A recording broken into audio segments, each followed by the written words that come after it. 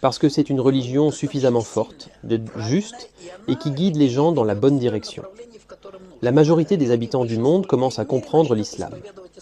Cette réalité est incontestable aujourd'hui, car l'islam se développe et se répand.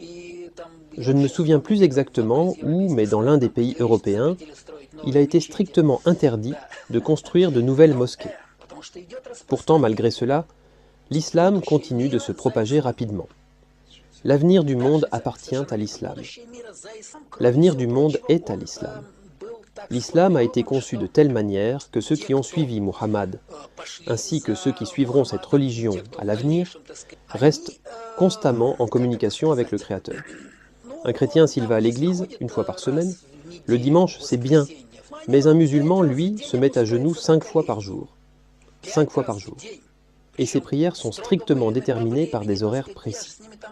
J'ai attesté cela, car je vis avec des musulmans. Et d'ailleurs, lorsque je suis allé en Europe, j'étais à l'aéroport de Rome, et il y avait un coin très calme. L'heure de la prière est arrivée, et je suis allé dans ce coin.